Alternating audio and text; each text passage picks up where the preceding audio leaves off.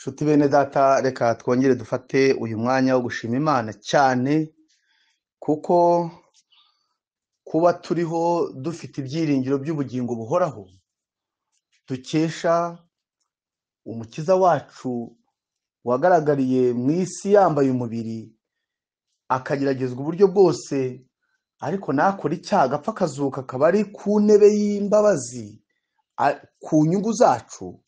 Utashima Imana n'udafite n'utazirikana icyo yakorewe. Twebwe rero abagize amahirwe yo kumva neza icyo ijuru ryakoze, reka dufate umwanya dushima Imana.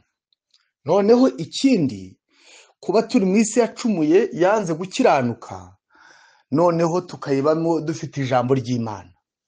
Uyu munsi kuyoba, kujijwa, kutizera, gushidikanya iby'Imana ni impamvu y'abantu, kuko icyo Imana yagomba gukorera inyoko muntu cyose yaragikoze. Ariko ntabwo twibagiwe yuko nanone iyi si yahawe ayo mahirwe y'umukiza, ari nayo Satani yamanutse arakariye, aje kuyobya abari mu isi, kugira ngo hatabona umuntu wagira umunezero w'iteka ryose. Icyo Satani yabuze arashaka ko nta wundi wakibona, ariko ararushywa n'ubusa, kuko Yesu yamaze gutangaza ko byarangiye. Iyo byararangiye, Satani we yarayisobanukiwe, icyampa njye nawe tukayisobanukirwa, tukamenya yuko Satani nawe agifite kubuza ubugingo buhoraho. Umwanzuro wo kububura waturuka mu muntu, ariko Imana yo yatanze icyo agomba gutanga. Tugiye kongera rero dufate umwanya wo kubumbura ibyanditswe byera, kugira ngo bikomeze kutuyobora mu kuri kose, twibuka ko turi mu gihe cy'urujijo, turi mu gihe ukuri gukiza umutima Satani adashaka gusobanukira abantu, turi mu gihe umwijima ukomeza kubudika mu bantu, ariko rimwe na rimwe bikaba n'impamvu yabo, kuko banze gukunda ukuri ngo bakizwe. Byabaye ngombwa ko ubushukanyi buza, kandi bwo barabwemera.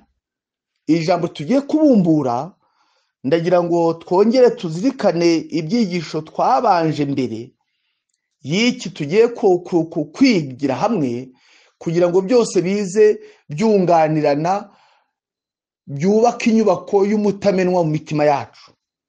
Reka dufate umwanya dushima Imana. Tugiye kwiga icyiciro kivuga ngo imbaraga y'umuzuko. Imbaraga y'umuzuko uyumvire mu bugingo aho ngaho. Reka dushime. Data wa twese, Imana yacu, tugushimiye ko dufite umukiza wapfuye akazuka, akaba yarazamutse mu ijuru agiye kugaruka gucungura abamwizera. Reka Mana, iyo mbaraga yo kuzuka yagaragariye muri we yumvikanire mu mutima w'abagiye kwiga iki cyigisho, ngo twese tubibwa ibyaremwe bishya mu ishusho y'Imana, mu izina rya Yesu, amen. Imbaraga y'umuzuko. Ndashaka kugira ngo tubanze twumve neza, gutsindishirizwa n'ubuntu kubwo kwizera. Kubera iki uko gukiranuka Satani akwanga? Kuki adashaka ko abantu bagusobanukirwa? Kuki abantu nabo ubwabo babogamira mu ruhande rudakiza umutima, urukiza umutima ruhari? Kristo gukiranuka kwacu, paje 84. Gukura amaso kuri uko kuri guhebuje ko gutsindishirizwa kubwo kwizera, ni ukwibagirwa umugambi w'ikirenga w'ubutumwa bwiza. Bikaba nta gushidikanya ari akaga ku muntu ko yaba asobanukiwe kose amahame, imihango, ibikorwa binyuranye by'itoro, kimwe n'ikindi kintu icyo ari cyo cyose cyerekeye iby'iyobokamana. Gukura amaso kuri uko kuri guhebuje ko gutsindishirizwa kubwo kwizera, ni ukwibagirwa umugambi w'ikirenga w'ubutumwa bwiza. Ntabwo dukwiriye rero kuba muri aba bantu, kandi abatemera gukiranuka kwa Kristo, reka mbabwire, baba batera inkingi Babuloni. Ukuri babwiriza kuterekeya. Ndagira ngo mubwire ngo abantu bashobora kwisanga bari mu guhindura, bari mu kuvuguruza iby'agakiza kandi batabizi. Kandi ibihamya by'itora umuzingo wa mbere ku cyigisho cya 67 mu iyerekwa ryanjye riheruka neretswe ko ndetse na bwa butumwa bugaragara ko butashohoje umugambi w'Imana, ubwoko businziriye hagati mu byaha byabwo bukomeje kuvuga ko ari abakire, ko ntacyo bakennye. Abenshi muri twe baribaza bati kubera iki imicyaho yose? Ni impamvu ki ibihamya biturega ubudahwema gusubira inyuma ndetse bikaturega n'ibyaha bikomeye? Bakavuga ngo dukunda ukuri, tuguwe neza, ntabwo dukeneye imiburo n'imicyaho. Urumva ikibazo abantu bafite? Ukuri guhebuje iyo kugeze ku mitima y'abantu, bumva bari mu gucyahwa, bumva bari mu gusubizwa mu byaha. Nyamara ni inzira Imana ikoresha kugira ngo ikize umunyabyaha, igomba kumugaragariza ikibazo afite. Hari imimaro rero Kristo yamariye, nzi ko nawe yayikumariye, ahubwo kutabisobanukirwa no kutabigira ibyawe bikaba byakubera inkomyi. Imbaraga y'umuzuko. Umumaro wa mbere ni ukubaho kwe. Yesu yabaye mu isi, ayivukiramo, abyarwa na bene Adamu.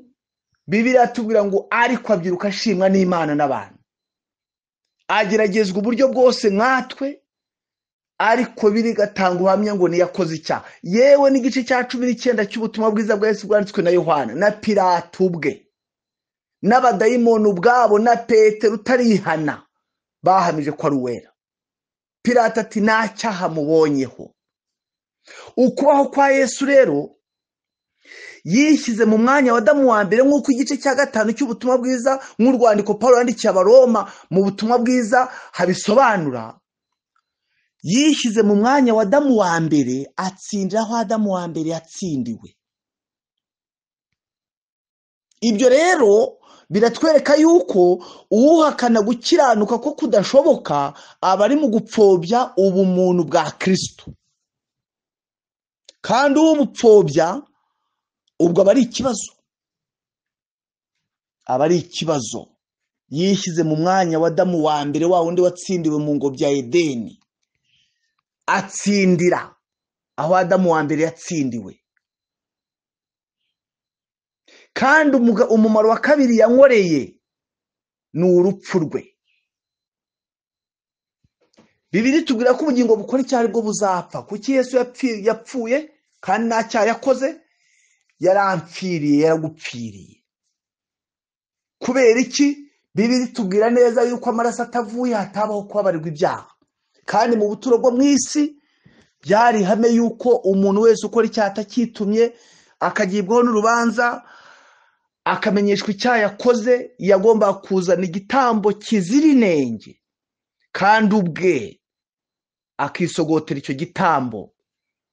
Nusoma mu wari w'igice cya 42 kugeza 31, yavaga ku buturo bwera babariwe. Ariko inyandiko zikatubwira ko byabaga ari agateganyo, kuko amaraso y'amatungo ntabwo yaheshaga umunyabyaha kubabarirwa. Byari igishushanyo kitwereka icyo Kristo agomba gukora ku musaraba. Yarampfiriye rero, ambera incungu, andokora urupfu rw'iteka ryose nagomba gupfa. Kubw'amaraso ye ndababarirwa, urababarirwa. Uwo ni umumaro wa kabiri. Umumaro wa mbere ukubaho kwe. Yabaye mu isi ntiyakora icyaha. Iyo aza gukora icyaha agapfira ku musaraba byari kugenda gute? Yari kuba yipfiriye. None si yaza gupfa nazuke? Uwo ni umumaro wa gatatu. Umumaro wa mbere kubaho kwe, uwa kabiri urupfu rwe, uwa gatatu kuzuka kwe.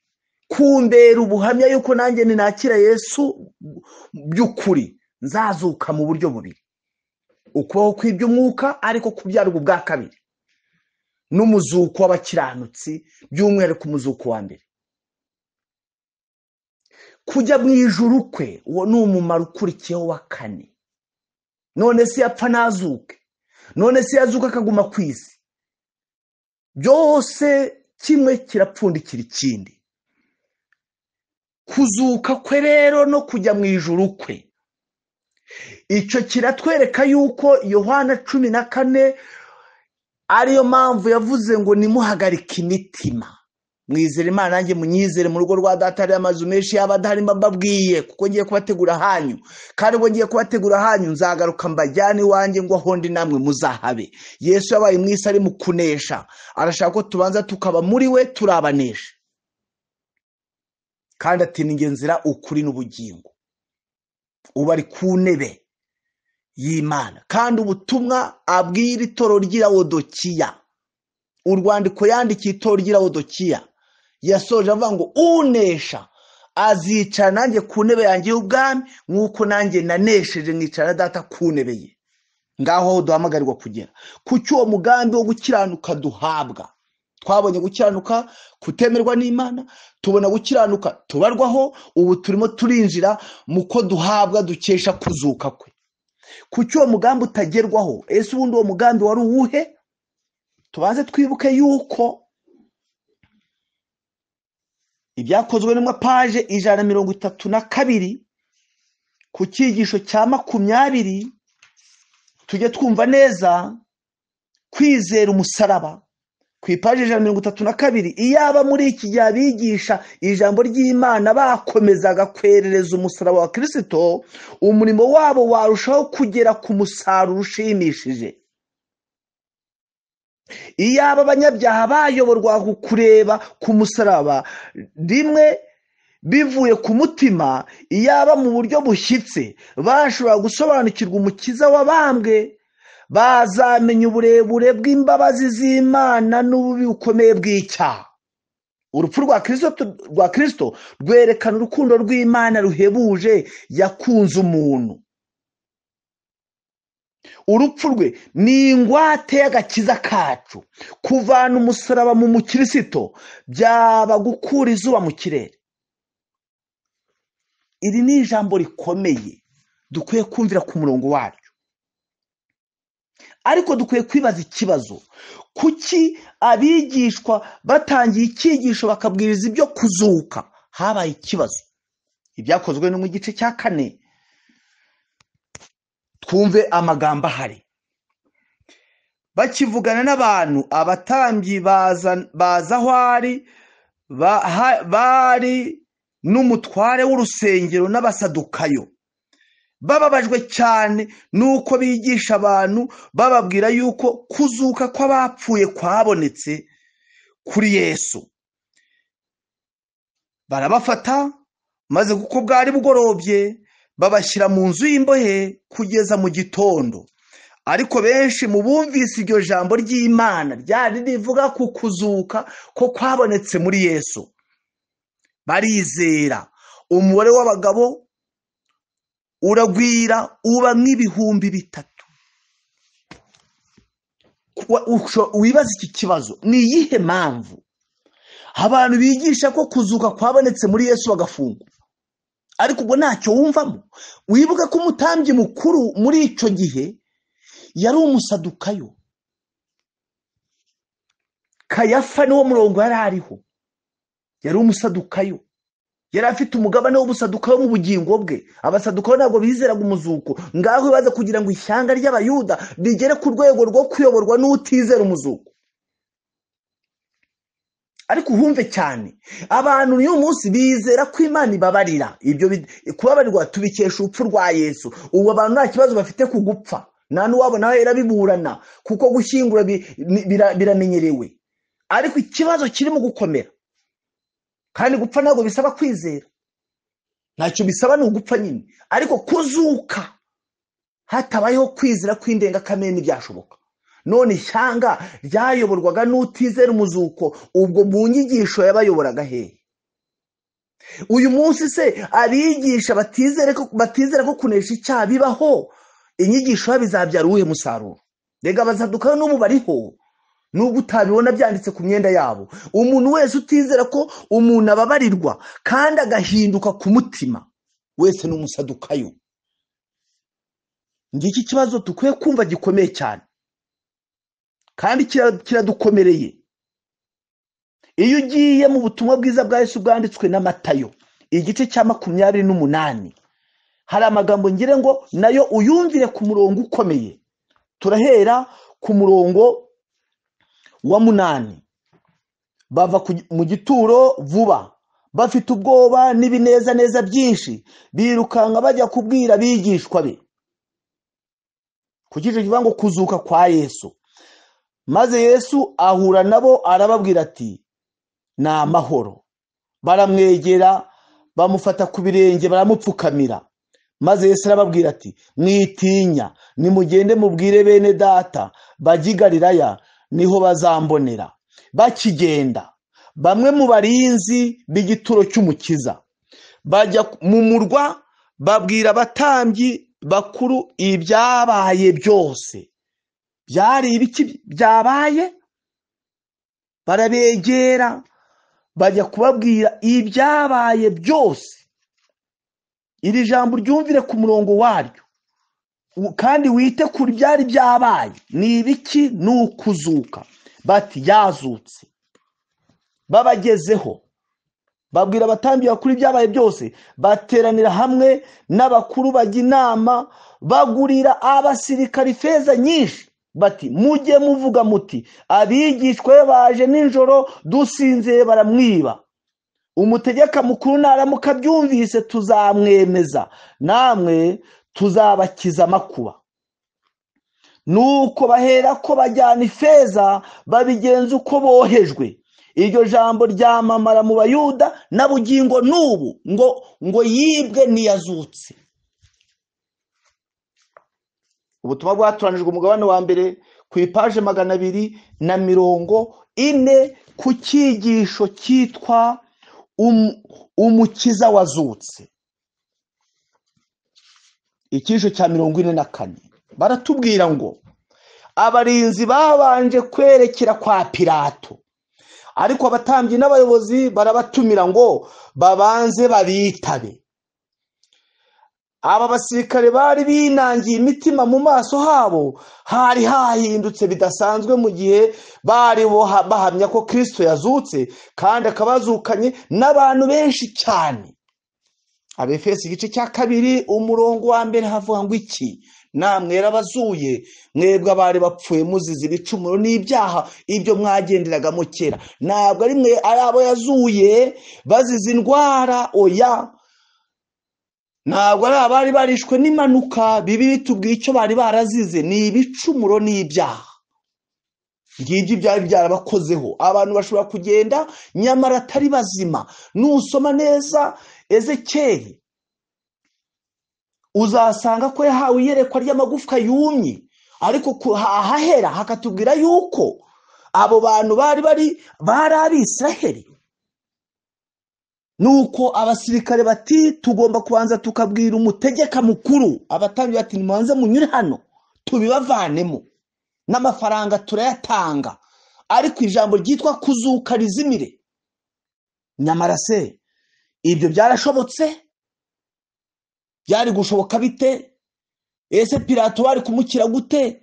Abasirikare kumva ngo abasivili baje biba umurambo, abasirikare barenga bakomeye cyane, ingabo z'indwanyi, ngo abasivili baje ngo basinziriye, abarinzi barasinzira. Babona n'ibyabakundira, bahamya kuzuka kwa Yesu. Iyo batabivuga intumwa ntizari kubivuga kuko Yesu ntiyazutse bahari. Ninde wundi wari kubivuga? Byabaye ngombwa yuko ababiroye. Kandi igihe abatambyi basabaga abasirikare ngo bajye kurinda icyo gituro, Imana yari ibonye uburyo bwo kugira ngo noneho bazamamaza inkuru bazabe benshi. Ndetse abatambyi baramubwira bati uhashyire benshi. Uko ubwinshi bw'abasirikare ni nabwo bwinshi bwo kubwiriza iby'umuzuko. Babwiriza nshuti bavandimwe banjye, beka tuvuge yuko kuvana umusaraba mu mukirisitu ari nko kuvana izuba mu kirere. Ni kimwe noneho no kuvuga ngo umukiza ntiyazutse kandi yazutse. Wabigenza ute? Wabikoraho iki kugira ngo biceceke? Barabihamije. Batekereje abatambyi bakuru ibyo bari baboneye kumva. nta gihe bari bafite ibyo gutekereza cyangwa kugira ikindi bavuga icyo ari cyo cyose keretse ukuri. Ariko abayobozi ntibashimishijwe n'iyo nkuru. Icyo ni ikibazo. Wa muzingo wa mbere ubutumwa bwatoranijwe paje 240. Iyo nkuru ntiyabashimisha. Bati turashyiraho n'amafaranga. Mbese hari abantu bazahabwa impano nibavuga ukuri? Igisubizo ni yego, kuko ibyabayeho nibyo bizagaruka. Nibyo bizagaruka. Ubwo bizagaruka rero saba Imana igendere umutima wawe usobanukirwe n'iyi ngingo, kuko nutayisobanukirwa bizakugora. Iyo usomye umugambi Imana yari ifitiye ubwoko bwayo kandi yigeze uhindura, nawe ukwiye gusaba Imana kugira ngo umugambi ugerweho. Iyo ugiye mu itangira igice cya mbere 26, Imana ubwayo iravuga iti tureme umuntu agira ishusho yacu ase natwe. None uribaza ko Imana yarema Adamu na Eva basa nayo, igaca inyuma ikajyana abantu mu ijuru basa ukundi? Ntibishoboka. Yabitsinzwe kandi ntabwo itsindwa, yabihombye. Urugero rwa Adamu, uko Adamu yavuye mu biganza bya Rurema, ngaho aho duhamagarirwa kujya. Matayo 5:48, iryo ni ijambo ry'Imana ribivuga, namwe mwe mukiranutse nk'uko so mu ijuru akiranuka. Abefesi igice cya mbere 4, nk'uko yadutoranyirije muri w'isi itararemwa kugira ngo tubabera tutariho umugayo imbere yayo. Rwandiko rwa mbere rwa Yohana igice cya 3:9, ukora ibyaha ni uwa Satani, ariko uwabyawe n'Imana ntabwo akora ibyaha. Kubera iki? Kuko imbuto y'Imana iguma muri we. Nakora ibyaha kuko yabyawe n'Imana. Abasirikare baragenda, none se bajya kuvuga ngo twibwe, bakavuga inkuru kwiri. Nshuti muvandimwe mwene data, witera inkingi Babuloni, erekeza ubwoko bw'Imana kuri iyo ngingo. Gukura amaso kuri uko kuri guhebuje ko gutsindishirizwa kubwo kwizera ni ukwibagirwa umugambi w'agakiza. Ntabwo mwifuriza rero kwibagirwa uwo mugambi w'agakiza, ahubwo ndagira ngo ugusobanukire neza. Nibimara kumvikana, wibaza impamvu ababwirije ibyo kuzuka bafunzwe. Wibaza impamvu abari kubwiriza ibyo kuzuka batinye kubivuga, bagahabwa ifeza ngo batavuga uko kuri. Ariko ntabwo byashobotse. Iyo neza y'Imana ikwiriye kumvikana muri twe. Ubutumwa bwiza bwa Yesu bwanditswe na Yohana igice cya 11, umurongo waho wa 25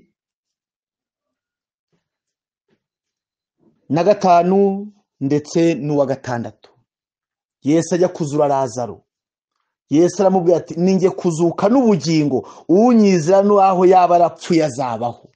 Babandi bo mu Efeso igice cya 2, namwe yarabazuye mwebwe abari bapfuye muzize ibicumuro n'ibyaha. Yesu arababwira ngo ninjye kuzuka n'ubugingo, unyizera n'aho yaba arapfuye azabaho.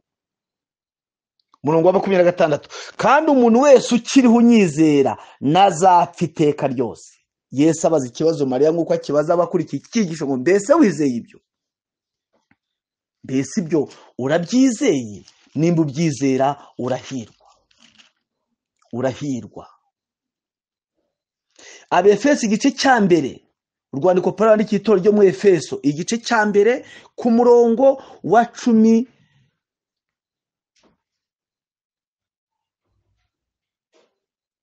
18, ngo amaso y'imitima yanyu abone uko ahweza, mumenye ibyo mwiringizwa niyabahamagaye, mumenye n'ubutunzi bw'ubwiza bw'ibyo azaragabera, mumenye n'ubwinshi bw'imbaraga zayo butagira akagero izo yahaye twebwe abizeye, nk'uko imbaraga z'ububasha bwayo bukomeye ziri, izo yakoreye muri Kristo ubwo yamuzuraga mu bapfuye ikamwicaza iburyo bwayo ahantu ho mu ijuru. Ubwo bubasha, kugira ngo ubanze wumve imbaraga z'indengakamere zazuye Yesu, turabanza turebe ubuhamya kwizera Yesu yari afite mbere y'urupfu. Yaravuze ati uwo mwana w'umuntu agiye kumanuka, atabwe mu maboko y'abagome, yicwe, ariko ku munsi wa 3 azuke. Ibyo yari yarabivuze abibwira n'abigishwa. ndetse ababazwa nuko igihe amaze kuzuka arimo yereka abigishwa bajyaga Emawusi muri Luka 24 yababajwe nuko batizeye icyo abahanuzi bavuze. Imwe mu mpamvu zatumye umwe mu bantu babayeho mu mateka ya Bibiliya witwa Enoki ajya mu ijuru nuko isi y'icyo gihe Satani yari yarumvishe ko kuzuka ntabiriho, abumvisha ko no gukora Imana ntacyo byaba bimaze nimba abakiranutsi bapfa nk'abanyabyaha. N'ubundi aho abanyabyaha bajya niho abakiranutsi bajya.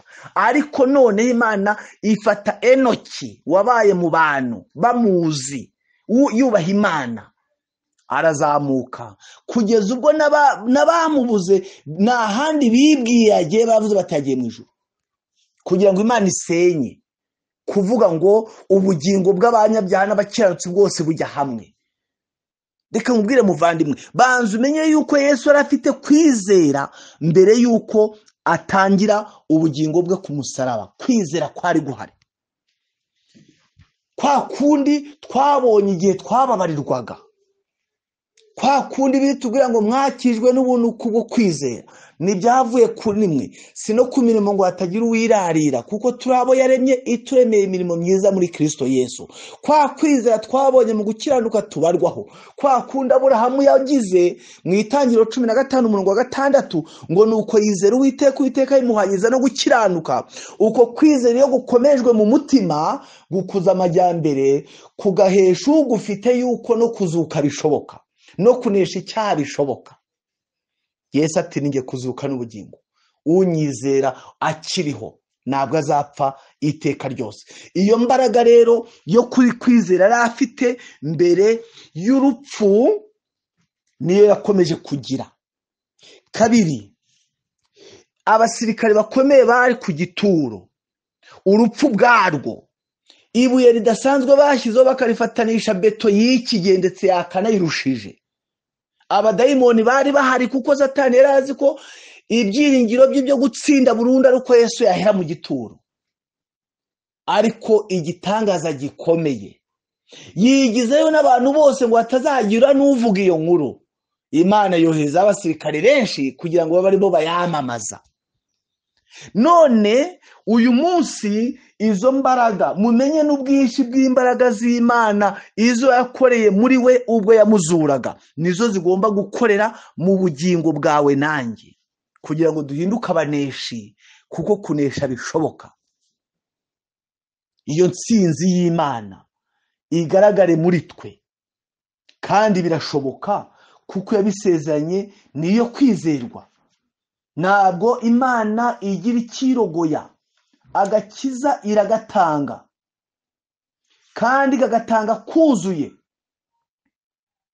Gutsindishirizwa gutera kubabarirwa ibyaha, kwezwa kugatera kunesha burundu. Niyo mpamvu Pawulo yandikira urwandiko rw'Abaheburayo igice cya 12:14 yazanyemo ijambo rivuga ngo mugire umwete wo kubana n'abantu bose amahoro n'uwo kwezwa, kuko utejejwe adashobora kureba Umwami Imana. Kandi uvuga ko ahora muri we akwiriye kugenda nk'uko yagenze. Uko kwizera rero, mwibuka ko turimo twiga imbaraga y'umuzuko. Kwizera gutsinda. Buri gihe abisirayeli bavaga mu Egiputa, ubutayu bwababereye nk'igituro, kandi bari bavuye mu Egiputa nta kibazo cy'icyaha bafite kubw'amaraso y'amatungo y'itungo basize ku nkomanizo, kandi ibyo babikoze kubwo kwizera. Yewe n'umunyegiputa wizeye icyo gikorwa ntabwo yaguye mu Egiputa, yasohokanye n'Abisirayeli. Marayika urimbura yageraga kuri buri nzu, ikimenyetso cya mbere yabonaga ku muryango ni amaraso yarahatambukaga. None se kuki batageze i Kanani? Kuki batageze i Kanani? Kuki basabwe kujya gutata Kanani bagaruka bakagarukana inkuru zitandukanye? Ngiki kibazo cy'abababariwe, bakabihamya rwose, kandi ntabwo bakosheje kubihamya, ariko kutamenya kugendera n'umukiza buri ntambwe byabakururiye gutsindwa, baratakara. Uko gutakara nawe mwifuriza, ahubwo abantu bakwiye gusobanukirwa kubana n'Imana ariko kubageza ku ntego y'icyo Imana ishaka kugezaho ubwoko bwayo. Aho niho ngira ngo abantu batinde cyane, kuko nibatahatinda bazisanga ku murongo batateganyaga. Dukeneye rero impinduka mu mutima, dukeneye kugira iterambere ry'iby'umwuka mu bugingo, kandi Imana yari isezeranye, yaravuze ngo ndi kumwe namwe iminsi yose. Gutsindishwa no gutera kubabarirwa ibyaha, kwezwa kukanesha icyaha burundu. Kuki abababarirwa tugitsindwa? Birava kuki? Isano dufitanye na Kristo. Iyo sano igihe idakomerejwe mu mutima, ibya mbere bitakaza icyo byari byagezeho. Birashoboka ko abantu rero bahusha intego kandi bari batangiye neza. Icyo gutangira neza ni cyiza, ariko kuguma mu buntu bw'Imana. Iyo usomye ubutumwa bwiza bwa Yesu bwanditswe n'ari igice cya 15, Yesu asobanura umugani w'umuzabibu n'amashami. Yari yerekeje ku bamaze kugira isano na Kristo, bakaba bagomba gukomeza kugundira ubuntu bw'Imana mu mitima, kandi bakayoborwa n'Umwuka Wera. Atuguma muri nge, amagambo yanjye akaguma muri we, asaba icyo ashaka azagihabwa. Niki? Ni ugusaba kunesha.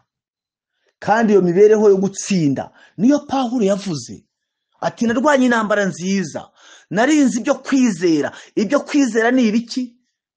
Ariko uzi ijambo ryitwa kurinda. Komeza icyo ufite hatagira ugutwara ikamba ryawe. Yaba nyir'urugo yamenyaga igicuku umujura azaziramo yakabaye maso, ntiyakunze ko acukura inzu ye. Kurinda.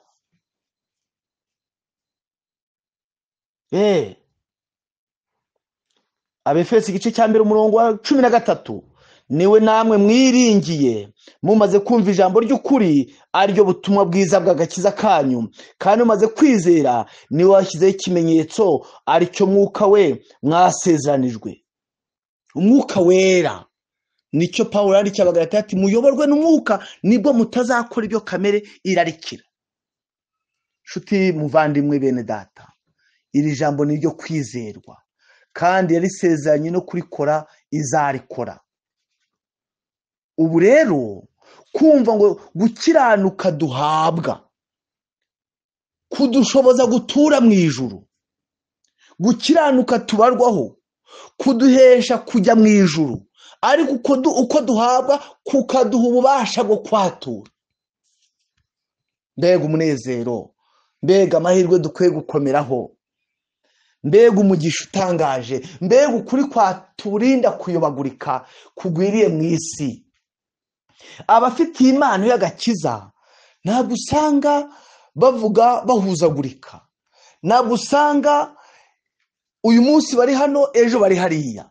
Ntabwo aba bantu nubwo wabaha imyaka isigaye yo kubaho kwabo, bakomeza kugundira ubuntu bw'Imana, kuko gukurikira Kristo kuri bo ntabwo ari ubwoba bwo gutinya icyano bazahabwa cyangwa ingororano z'agakiza bazabona. Oya, ahubwo bitegereza Kristo ava mu ijuru akavukira mu isi, bakamureba urugendo rw'ikaruvari, bakamona, yewe bakamona avukira mu kiraro, bakitanga burundu, bakamukunda. Kandi ntabwo ibibwirizwa biba byibanda mu gucira abandi kwiteka, kuko ubuntu uyu muntu yagiriwe abwifuriza abandi.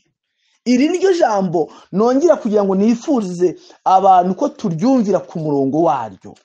Pawulo yarabisobanuye, abivuga neza, abyifuriza n'abandi ko babisobanukirwa. Igihe avuga ati ubutumwa bwiza, ubutumwa bwiza ni bunkoze isoni. Kubera iki? Ati kuko ubwabwo ni imbaraga. Erega ubutumwa bwiza ni bunkoze isoni. Abaroma igice cya 1 umurongo wa 16, kuko ari imbaraga y'Imana ihesha uwizera wese gukizwa, uhereye ku muyuda ukagera ku mugiriki. Ati ntabwo bunkoze isoni. Kandi wajya mu Baroma igice cya 8 umurongo wa 1, nuko rero noneho abari muri Kristo Yesu nateka bazacirwaho. Kubera iki? Umurongo wa 2, kuko itegeko ry'umwuka w'ubugingo bwo muri Kristo Yesu ryambatuye ububata bw'itegeko ry'ibyaha n'urupfu. kuko ibyo amategeko yananiwe gukora kubw'intege nke za kamere yacu, Imana yabisohoje ubwo yatumaga umwana wayo afite ishusho ya kamere y'ibyaha kuba igitambo cy'ibyaha, icira ibyaha bya kamere iteka. Kugira ngo bigende gute? Umurongo wa 4, kugira ngo gukiranirwa kw'amategeko gusohorezwe muri twe, abadakurikiza ibya kamere y'umubiri ahubwo bakurikiza iby'umwuka. Ngaha ho turimo twumva neza imbaraga y'umuzuko ni uguhinduka k'umutima kugeza ugufite ku kubyarwa ubwa kabiri.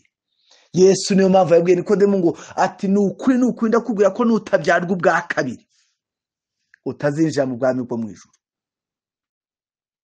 Ikibyarwa n'umwuka nacyo ni umwuka, ikibyarwa n'umubiri nacyo ni umubiri. Uku kwizera niko kwari kuri muri Yosuwa na Kalebu, kuko bari bafite undi mutima.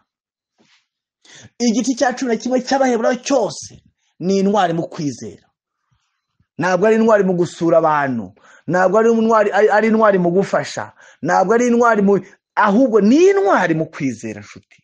Kandi kwizera aho kugeze kurarema. Kwizera kubyara imirimo myiza, ariko imirimo myiza ntabwo ijya ibyara kwizera. Icyo ukwiye kubanza ni iki muri ibyo? Ukwiye kuwumva neza ukibaza. Kandi nigusobanuka uku kuri, tuzasanga ko twavunitse, nyamara atari uko tutari buvunike, ahubwo tubona noneho uwabambwe ku musaraba, tubona uwatsindishije abizera. Aha rero uyu murongo tuwumvire ku murongo wawo, kuko nitutawumvira ku murongo wawo tuzahusha intego, tubura ubugingo kandi twari dufite agakiza kuzuye. Bene data nshuti, Abisiraheli icyabashishikaje ntibakigezeho. Abanyamahanga bashishikazwa no kwizera baba ari bagushyikira. Yesu abwira Mariya ati mbese wizeye ibyo? Ese guhinduka uremera ko bishoboka? Cyangwa urashaka kugwa mu mutego wa Kayafa w'umusadukayo? Ese uremera yuko Yesu ari ukuzuka n'ubugingo? Nimba ubyizera urahirwa. Ntabwo Imana yavana isi mu busa, ibiriho ngo ibivane mu bitariho. Irema umuntu mu mukungugu atabanje gusenga no kuyizera, imushyira hariya abona abayeho. Ngo uvuye ngo ntabwo yahindura umutima w'umunyabyaha. Nigeze kubabaza ikibazo, reka nongeye nyibaze. Nimugende mufate muri Bibiliya zanyu, nimba ugifite umwanya wo kujya mu byanditswe byera, unyereka ahantu Daniyeli kuva mu bwana bwe kugera avuye mu mubiri ibyaha yakoze. Kandi yaranyazwe, yabaye impunzi nk'abandi, yiga mu mashuri ya Babuloni, akurira i Babuloni, ahabona akazi i Babuloni, ahaba umuvugabutumwa i Babuloni, araharenganyirizwa i Babuloni. Genda ushaka icyaha yakoze. Ngaho se genda wiga igitekerezo cya Yosefu. Yaragurishijwe, ahinduka impunzi, aba umucakara, ajya muri gereza, aba umukozi wo mu rugo, aba umutegeka mukuru mu gihugu cya Misiri. Shaka aho yakosheje, shaka icyaha yakoze. None kuki wibaza ngo ariko mwanjye ubu mwanjye nabasha gukiranuka? We ntiwabishobora, ariko hariho gukiranuka kw'Imana kwahishuwe. Uko kwahishuriwe nde? Ni ugukiranuka kw'Imana nyine. Ukwacu uko twabonye ko kwatsinzwe imbaraga y'umuzuko. Uko gukiranuka ndagira ngo nawe kugira ukwawe. Turi mu gihe Babuloni nanone yongeye kunyaga abantu, ibanyagiye aho bari. Imirimo iriho ku isi ni iy'ubucakara, ingufu nyinshi hakinjira bike bidashoboka. Ariko nanone uwatsindiye Babuloni agatsindira mu Misiri, wowe uratsindira nawe iki gihe, kuko nicyo gihe cyawe. Reka dushimire Imana ko yaduhaye ukuri guhagije, kandi uko kuri kuba kwawe nanjye, kugira ngo tudahusha intego, nyamara ari impano y'agakiza. None rero iyo neza Imana yagiriye abari mu isi nawe nanjye tubemo ibi yacu, kandi ibyiringiro by'abacunguwe biboneke muri twe. Lazaro ava mu gituro nyuma y'iminsi 4. Kuki yavuyemo? Ijwi ragenda rimusanga aho ari, umubiri watangiye gushenguka, amaraso atangira arakora, imitsi irazibuka, arabyuka, aratambuka, yivana aho ari, araza agera ku muryango, yiyereka abantu baramubona. Wowe ni wowe iby'Imana bitashobokera, ahubwo kwizera kuzura n'ugukinisha abigishwa ba Yesu banze kubyizera birabananira. Abiyeretse azutse bati ni umuzimu. Mariya wababariwe amwiyeretse aramubwira ati wa mugabo we, nimba ari wowe ujyanye umurambo w'umwami wanjye wambwiye awushyize nkajya kumukurayo. Mariya yarababariwe na Yesu aramuyoberwa. Icyo cyitondere, utagira ngo abababariwe bose niko bazagira iri terambere ryo kwizera no kuzuka.